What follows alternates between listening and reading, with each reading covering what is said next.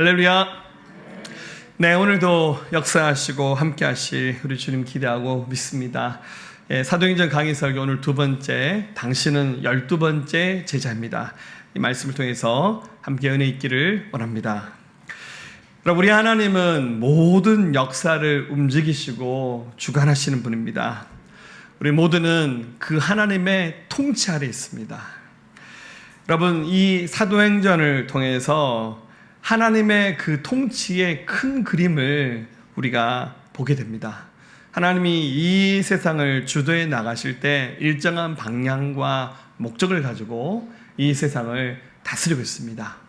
그것은 바로 온 세상에게 복음이 전해지는 세계 선교를 향한 큰 그림을 우리 하나님은 그리시면서 역사를 움직여가고 있다는 사실을 이 말씀을 통해서 확인할 수 있습니다. 우리 지난주 나눴던 1장 8절에 이것을 분명히 담고 있죠. 우리 같이 읽어볼까요? 오직 성령이 너희에게 임하시면 너희가 권능을 받고 예루살렘과 온 유대와 사마리아와 땅끝까지 이르러 내 증인이 되리라 하시니라. 아멘. 그래서 이 사도행전 말씀 1장부터 28장까지 차근차근 살펴보면 처음에는 예루살렘에서 시작됐던 그 복음의 역사가 점점 유대 지방과 사마리아 지역, 그리고 더 넘어서 다른 나라와 민족으로 땅끝까지 복음이 전해지는 그 역사의 대장정을 이 성경이 담고 있습니다. 그래서 그들에서 시작됐던 그 복음이 예루살렘부터 시작해서 그 위쪽으로 이제 시리아를 거쳐서 터키와 또 그리스, 그리고 유럽을 거쳐서 세계 지도를 보면 그 다음에 대서양을 건너서 중간에 아프리카로도 복음이 전해지고 일부 아시아로도 복음이 전해졌고 나중에 대서양을 거쳐서 아메리카 대륙 그리고 태평양을 건너서 우리가 있는 이 아시아까지 복음이 전해지는데 2000년이 걸렸습니다. 그리고 아직도 예수 그리스도의 복음을 받아들이지 않는 나라와 민족들이 굉장히 많이 있습니다. 그래서 하나님은 이 모든 세계, 모든 민족이 예수님의 부활과 승천 이후에 시작된 이 복음의 역사가 모든 나라와 민족들에게 전해지는 이 큰 원대하신 뜻을 갖고 계십니다. 이 하나님의 원대한 비전, 모든 민족에게 복음이 전해진 이 전도를 더 포괄적으로 말할 때 바로 선교라 말합니다. 그래서 온 세상이 주님을 인정한 날이 오기까지 수많은 믿음의 사람들이 함께 꿈꾸고 순종하면서 역사가 그렇게 흘러왔습니다. 구약의 하박국 선지자도 믿음으로 이렇게 예언을 하죠. 2장 14절에 대저 물이 바다를 덮은 것 같이 여호와의 영광을 인정한 것이 세상에 가득하리라. 이 땅의 모든 나라와 민족이 하나님을 인정하면서 하나님의 영광이 충만한 날을 기대하고 사모하면서 이렇게 예언을 합니다. 그래서 이것을 표현하기를 역사는 운동성을 가지고서 진행되고 있다, 이렇게 표현할 수 있습니다. 하나님은 이 세상의 역사를 주도하시면서 쉬지 않으시면서 이 땅의 많은 나라와 민족들에게 복음을 전하는 일들을 하고 있습니다. 그래서 예수님께서도 공생의 기간 동안 표현하시기를 요한복음 5장 17절에 예수께서 그들에게 이르시되 내 아버지께서 이제까지 일하시니 나도 일한다 하시매 당신이 쉬지 않고 일하신다. 우리 하나님은 졸지도 주무시지도 않으시면서 지금도 역사가 계속해서 진행하면서 기록되고 있습니다. 바라기는 이 자리에 있는 우리 모두의 눈이 열려져서 하나님의 그 일하심을 보면서 우리가 어느 자리, 어떤 역할을 하면서 어떤 사명을 감당하며 살아야 될지 이 말씀을 통해서 우리가 답을 얻기를 원합니다.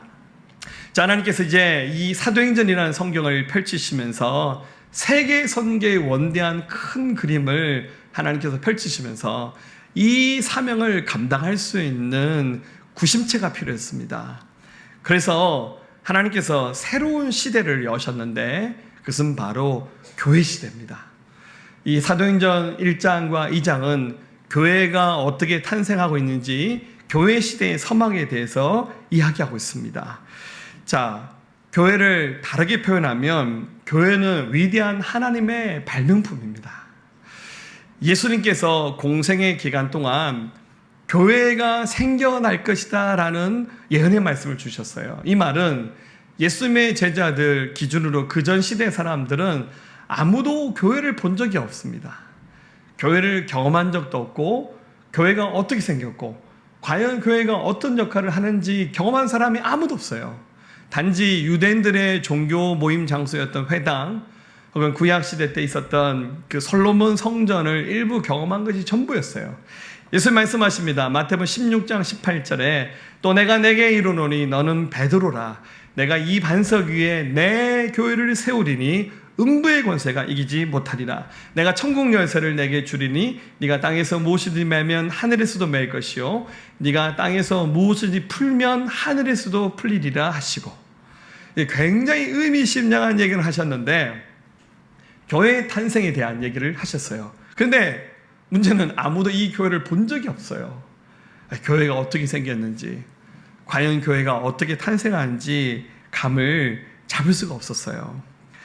자, 그래서 주님은 이 교회의 탄생을 통해서 세계 선교라는 이 엄청난 하나님의 비전을 이루가게 하셨어요. 그래서 이 하나님의 그 비전, 하나님의 꿈을 어느 날 성령의 감동으로 자기 것으로 알고 깨닫게 된 사람들을 비전너리라 그러죠. 그래서 굉장히 많은 사람들이 교회를 세워나가시면서 세계 선교의 그 꿈을 이루어가시는 하나님의 그 비전에 순종했던 많은 사람들을 통해서 바로 위대한 교회가 탄생했습니다. 그래서 지난 2000년 동안 세워졌던 교회를 세 시대로 이렇게 분류할 수 있는데, 우리 교회는 이제 특별히 미국의 어웨이커닝 교회의 닐콜 목사님이 교회를 이렇게 세 시대로 분류를 하는데, 우리 교회가 이것을 따라서 교회 분류법을 사용하고 있는데요. 가장 먼저 예수님의 부활과 승천 이후에 세워졌던 초대교회를 우리가 교회 1.0 시대로 분류합니다. 지금 여기 사도행전에서 탄생하는 교회는 교회 1.0 시대를 말하는 겁니다. 그 위에 로마가 한참 후에 기독교를 국교로 받아들입니다. AD 313년에 낭떠 칙령을 발효하면서 제도화된 건물이 있는 교회가 등장합니다. 그래서 이 313년 이후에 현대까지 존재하는 교회를 우리가 교회 2.0 시대로 분류를 하고, 그리고 우리가 함께 꿈꾸는 비전입니다.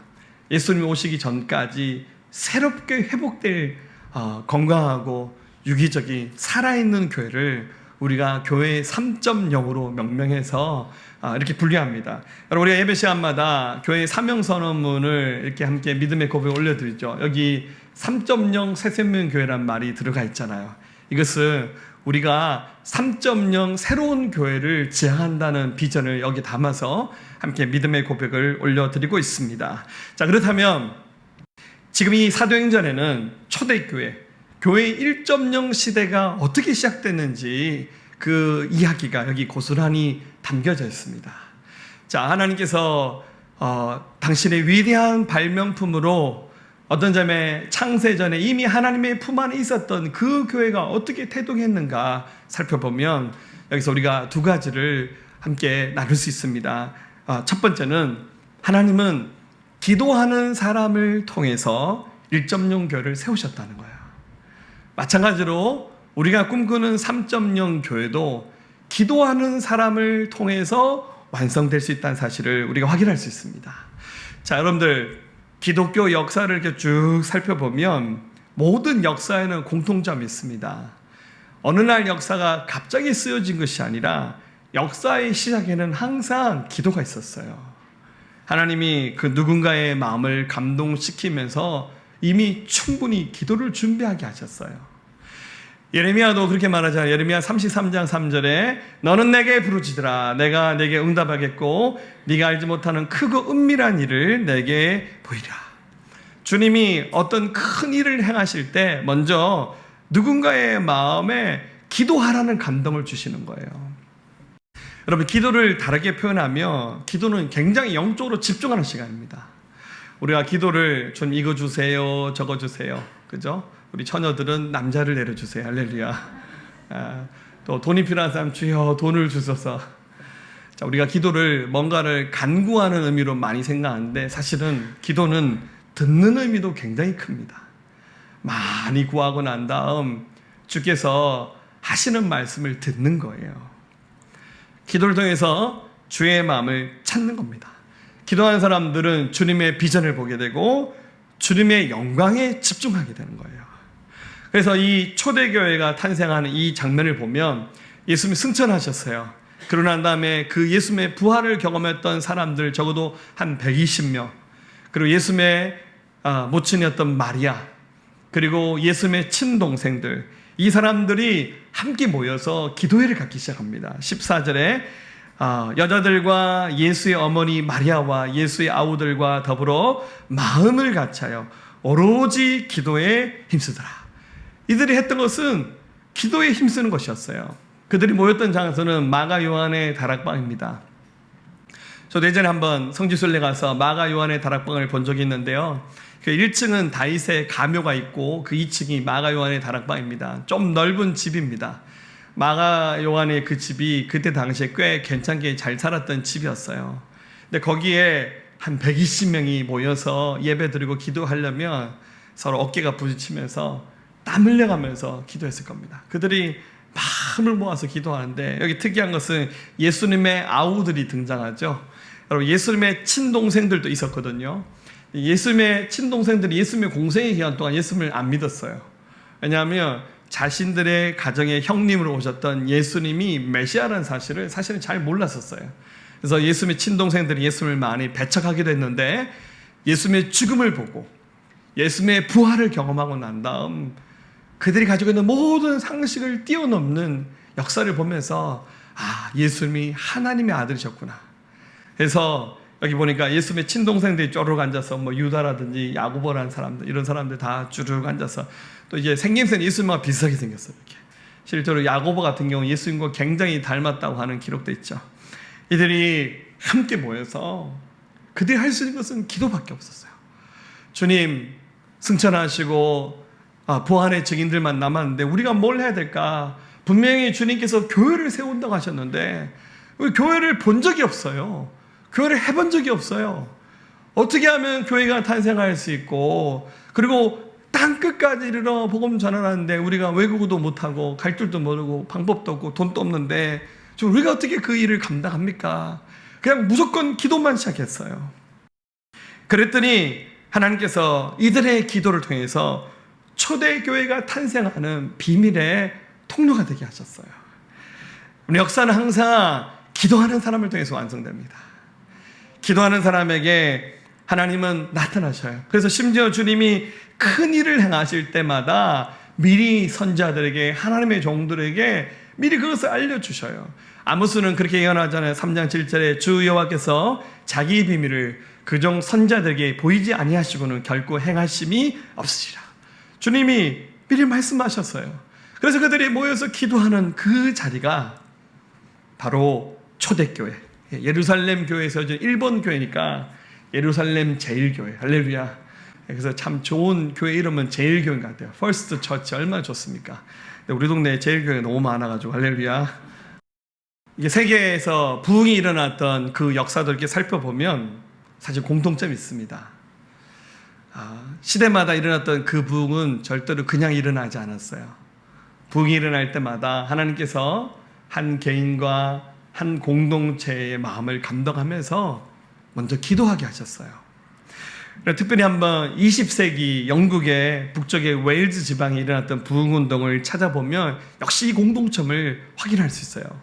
여러분, 이 웨일즈 지방에 일어났던 부흥운동이 우리랑 얼마나 연관이 있냐면 여러분들 이 웨일즈 지방의 하노버 교회에서 선교사를 파송해서 조선에 보내줬죠. 그 선교사가 바로 우리 대한민국, 우리 조선에 내한했던 일본 선교사 토마스 선교사예요. 이 토마스 선교사가 영국 웨일즈 지방의 하노버 교회 목사님 아들로 자랐는데 그가 선교사의 꿈을 꾸고 우리 조선에 내한해 줬습니다. 사실 영국은 18세기에 잔 웨슬레를 통해서 우리 감리교회 창시자죠. 한번 이미 먼저 부흥을 경험했습니다. 근데 이제 18세기를 거치면서 19세기 말쯤 와서 영국교회가 다시 침체되기 시작했을 때 19세기 말과 20세기 초반에 영국에 다시 한번 부흥운동이 일어났는데 이 부흥운동이 일어났던 근거지가 바로 모리아라고 하는 작은 교회입니다. 이게 실제 모리아 교회인데요. 그럼 이게 영국의 런던에 있는 교회가 아니라 우리로 치면 저기 시골에 있는 조그만 교회예요. 노인들 몇 명만 남아있는 작은 교회. 근데 이 교회에 출석하고 있는 이반 로버츠라는 청년이 있었는데요. 이 사람 광부의 아들로 태어났습니다. 14형제 중에서 9째로 태어났어요. 진짜 많이 낳았죠. 예. 근데 이 식구 너무 많으니까 부모님이 이 아이를 교육을 제대로 못 시켜서 초등학교 제대로 나오지 못하는 상태에 있었어요. 12살 때 자기 아버지 따라 광산에서 석탄 캐는 광부로 살았습니다. 그런데 이 이반 로버츠에게 어느 날 성령의 감동이 일어나면서 그걸 하나님께서 기도시키셨어요. 기록에 보면 이반 로버츠가 새벽 1시에 일어나서 기도하고 2시에 일어나서 기도하면서 그에게 신비한 영적 체험들도 있고 하나님의 음성이 들리기 시작했습니다. 그러면서 석탄 캐는 광부였지만 이반 로버츠의 삶의 모토는 삶의 모든 면에서 하나님을 영화롭게 하고 싶다. 이게 그의 꿈이었습니다. 이반 로버츠가 이렇게 기도 생활을 쭉 시작하고 난 다음 그가 21, 대여섯 먹은 청년이 되었을 때 그때가 바로 1904년입니다. 그가 열심히 기도하다가 자기가 출석하고 있는 그 모리아 교회의 목사님을 찾아가는데 목사님 이름이 다니엘 존스입니다. 그에게 목사님 제가 하나님께서 주신 은혜를 조금이라도 나눌 수 있도록 주일날 목사님 설교가 끝나고 난 다음에 제가 잠깐 간증하면서 메시지를 전할 수 있는 기회를 달라고 목사님에게 부탁을 했습니다. 그러니까 이 목사님이 이반 로버츠 얘기를 흔쾌히 들어줬어요.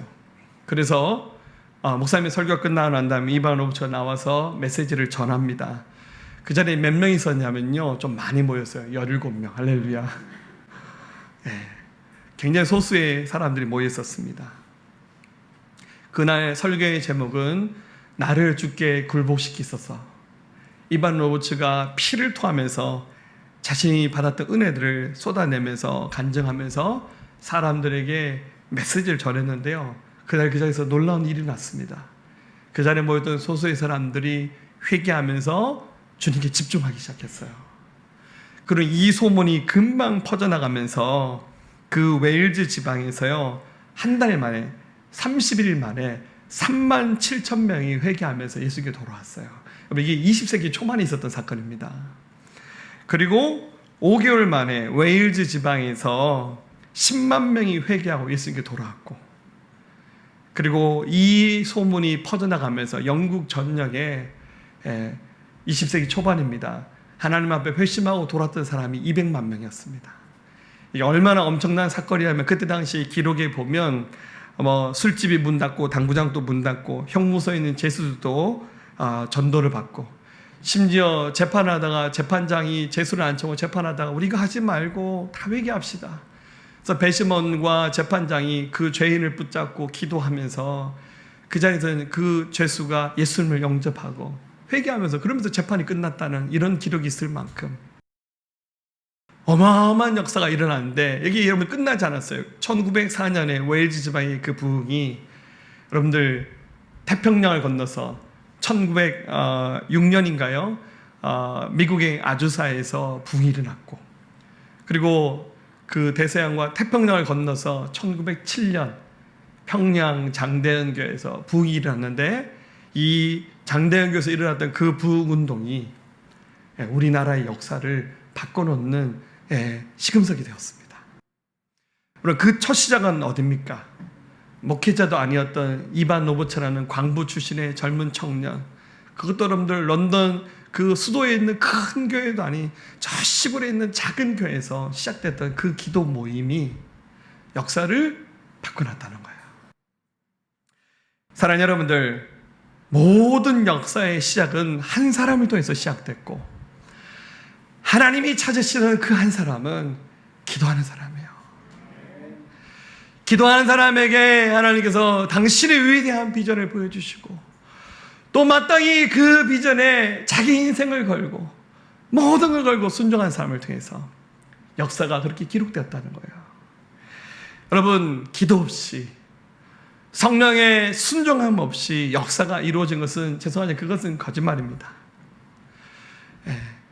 하나님 앞에 하나님께서 주시는 감동대로 무릎 꿇고 나갈 때 그 자리가 1.0 교회가 시작됐던 것처럼 3.0 교회가 바로 기도로 말미암아 시작된다는 사실을 기억하십시오.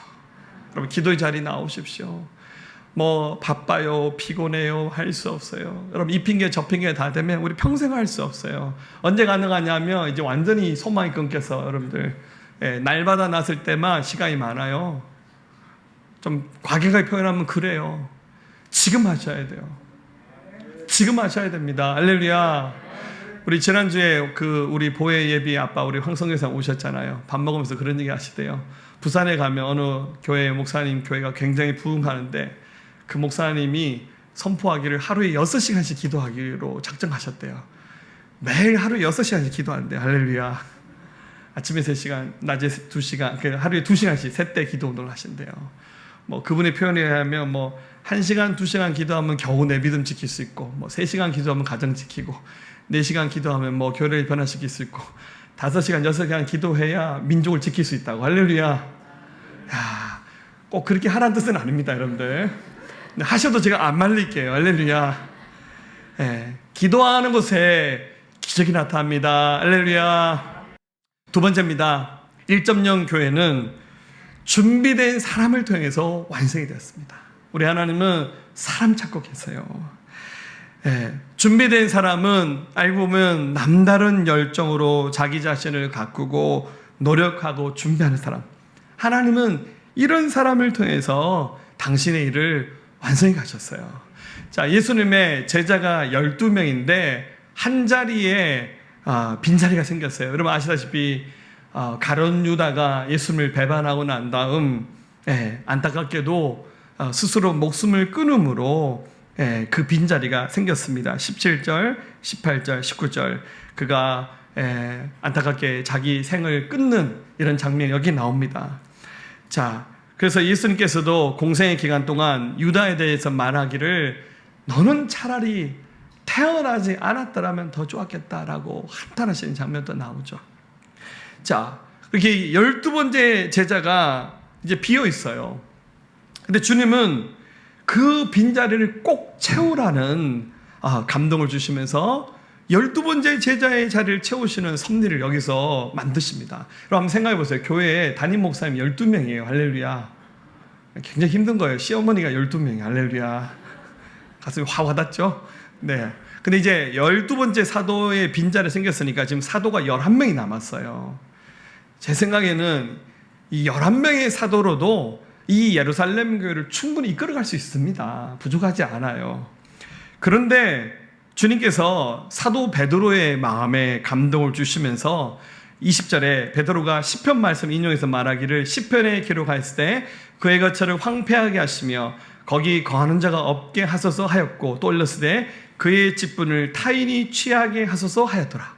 이 베드로가 시편에 예언된 말씀을 가지고 와서 말하기를 하나님께서 내게 감동 주시기를 유다의 빈자리를 채우라고 하십니다.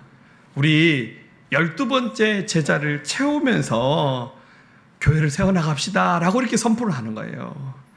자, 빈자리입니다. 빈자리. 그 12번째 제자의 자리. 자, 왜 주님은 굳이 12번째 제자의 그 빈자리를 채우게 하셨을까요? 자, 여러분 여기에는 굉장한 하나님의 섭리가 담겨져 있습니다.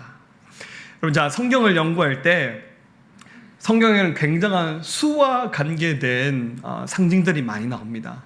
그래서 성경을 연구하는 사람 중에서 수와 연관되어 있는 성경 말씀을 풀어서 연구하신 분도 있더라고요. 이것을 이제 수비학이라 그렇게 말합니다. 제가 이 수비학에 관련된 자료를 한번 찾아봤는데요. 좀 굉장히 재미있고 또 의미 있는 성경의 수와 관계된 기록들도 있습니다. 예를 들자면 26이라는 수와 17이라는 수가 성경에서는 굉장히 의미 있게 사용이 됩니다. 자, 한번 예를 들어보면요. 우리 하나님의 이름이 여호와잖아요. 근데 사실 이 발음이 틀렸어요. 정확한 발음은 야훼입니다.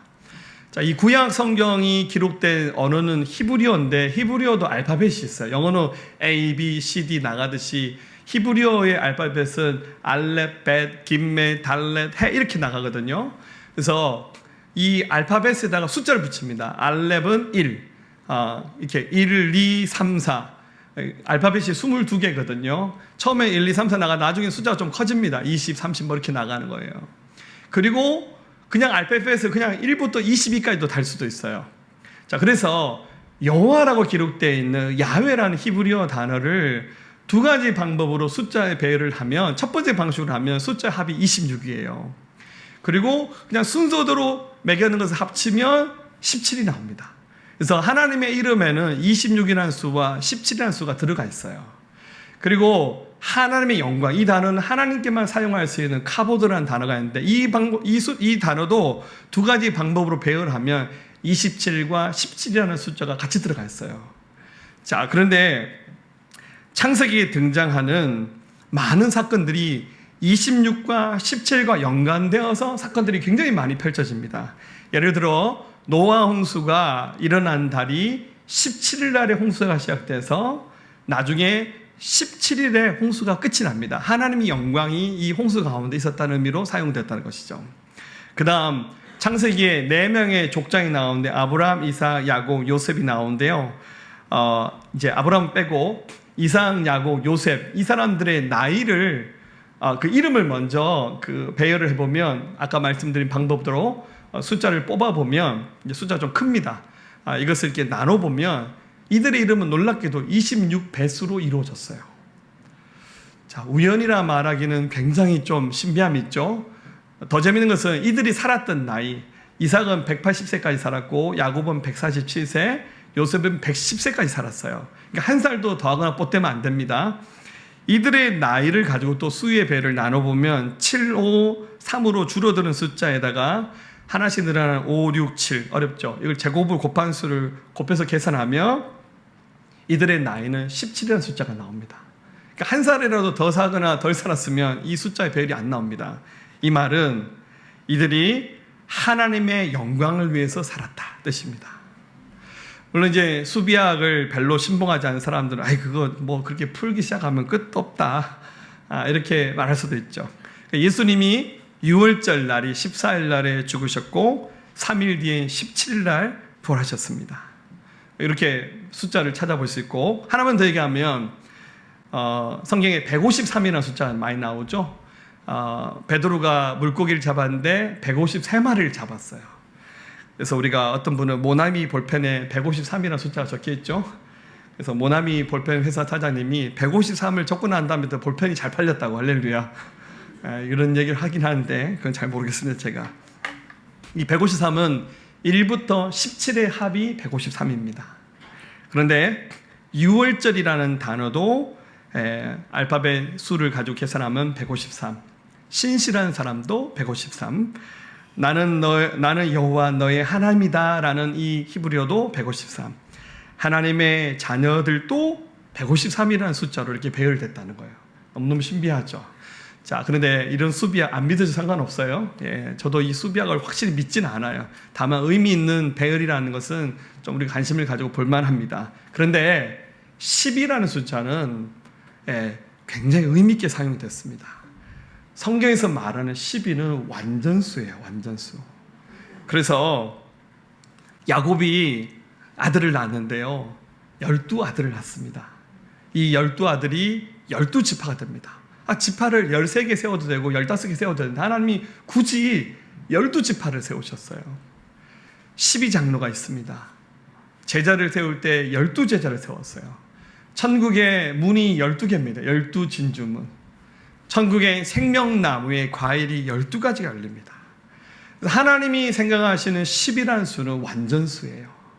그래서 지금 한 명의 제자가 비어서 11명이 남았어요. 제 생각에 11명으로도 충분해요. 근데 굳이 주님은 12번째 제자를 세워서 10이라는 숫자를 채우게 하셨어요. 그러면 누구를 세울까요? 아무나 네가 제자해, 네가 12번째 제자해, 그럴 수는 없잖아요. 성경 보세요. 하나님은 준비된 사람을 찾고 계십니다. 자, 이 준비된 사람이 누구냐 하면 21절, 22절입니다. 우리 한번 읽어볼까요?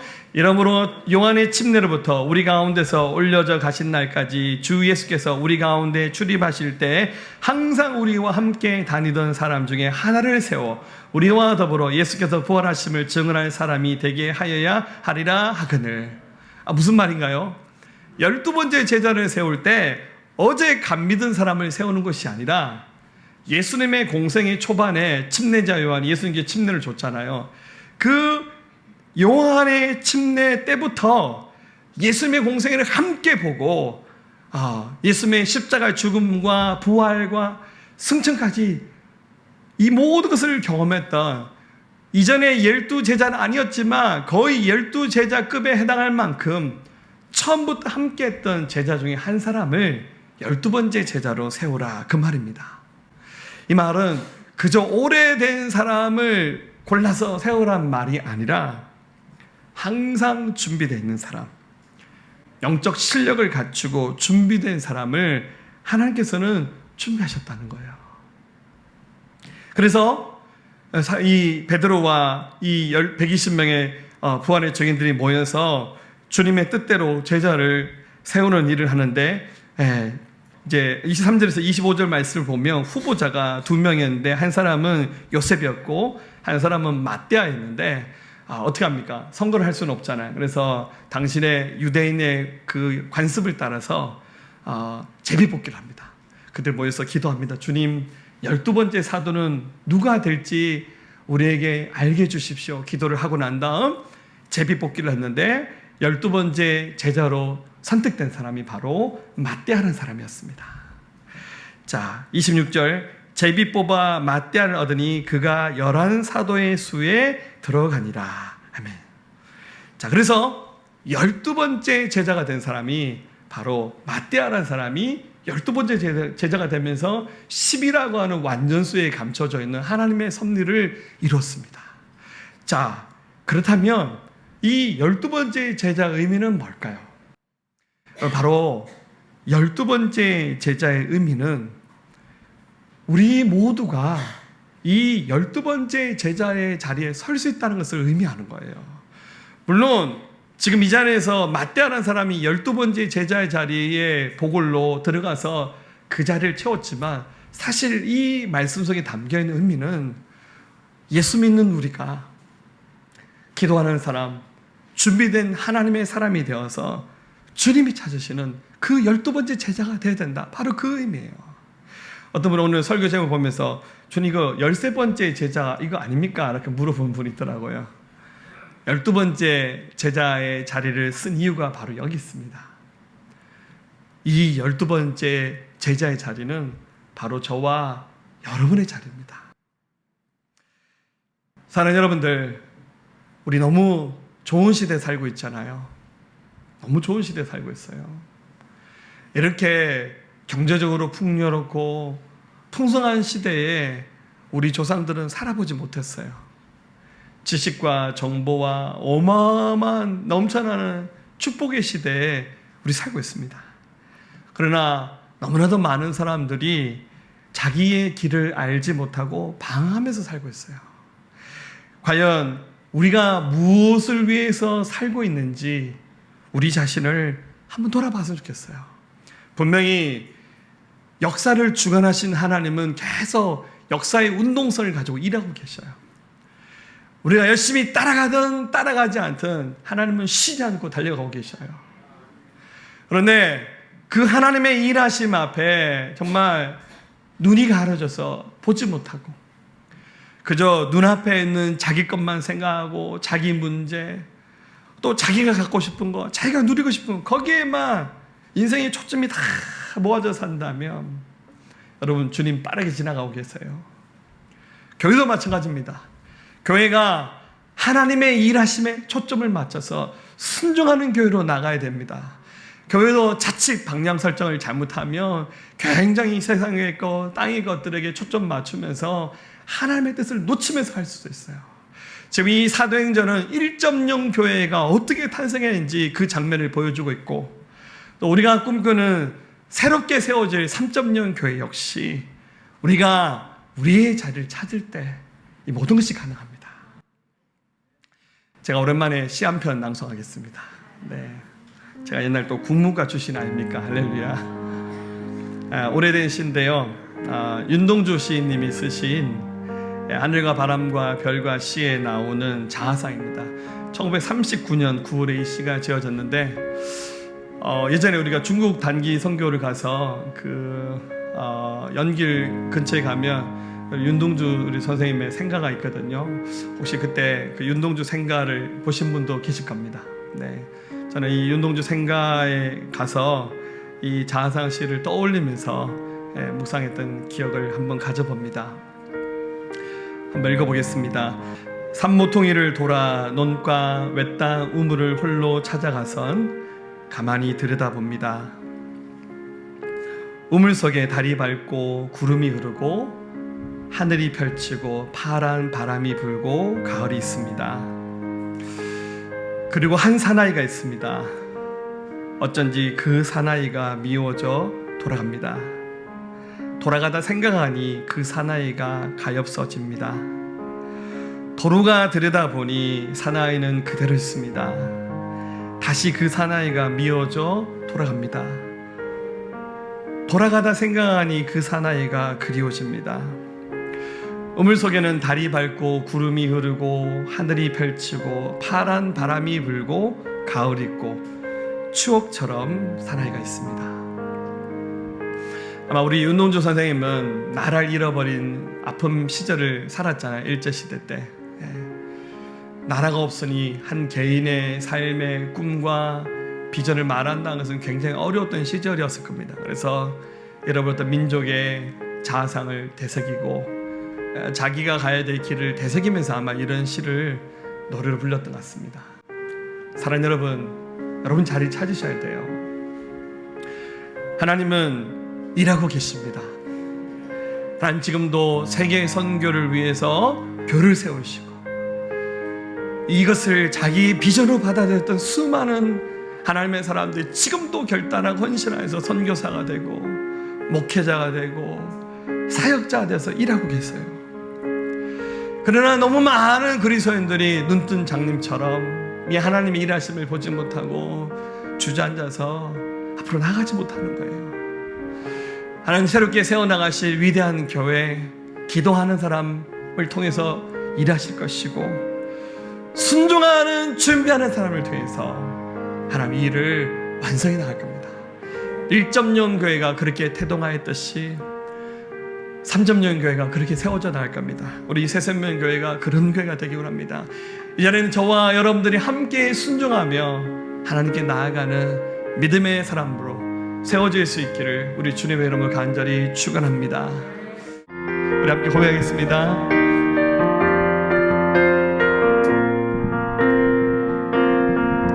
내가 누려왔던 모든 것들이 내가 지나왔던 모든 시간이 내가 걸어왔던 모든 순간이 당연한 건 아니라 은혜였어. 아침 해가 뜨고 저녁에도 봄의 꽃향기와 가을의 열매 변하는 계절의 모든 순간이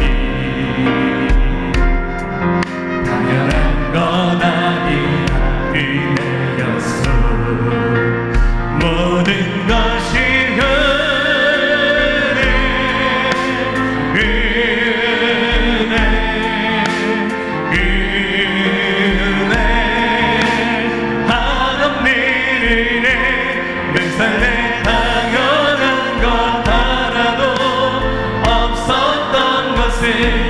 모든 것이 내 은혜여서 모든 것이 은혜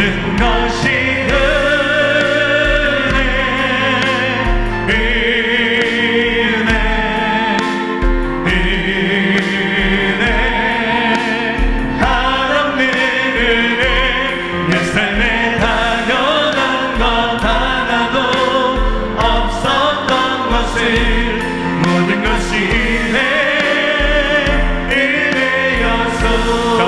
더 고백할까요? 내가 이 땅에 태어나 사는 것 어린아이 시절과 지금까지 숨을 쉬며 살며 꿈을 꾸는 삶 당연한 건 아니야 은혜였어 내가 하나님의 자녀로 살며 내가 하나님의 자녀로 살며 오늘 찬양하고 예배하는 삶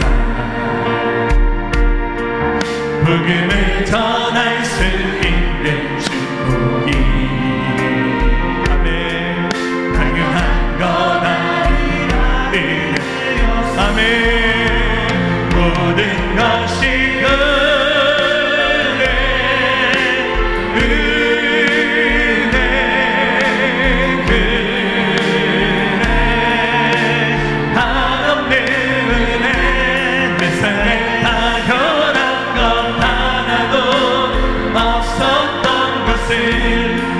것이 은혜였어 모든 것이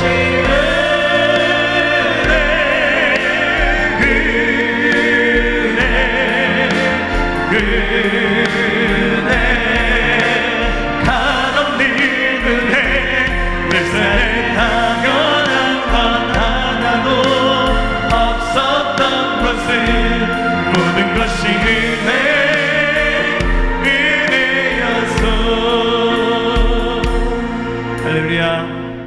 이제는 우리 주 예수 그리스도의 은혜와 하나님 아버지의 무한하시고 극진하신 사랑하심과 성령님의 내주하시고 교통하시고 함께하심이 오늘 이제 이 말씀대로 살아가기를 결단하고 고백한 사랑하는 성도들 모든 심령 가운데 이들의 가정과 일터와 나라 민족과 모든 열방과 우리 새생명교회에 지금부터 영원토록 함께 하옵시기를 간절히 축원합나이다. 아멘.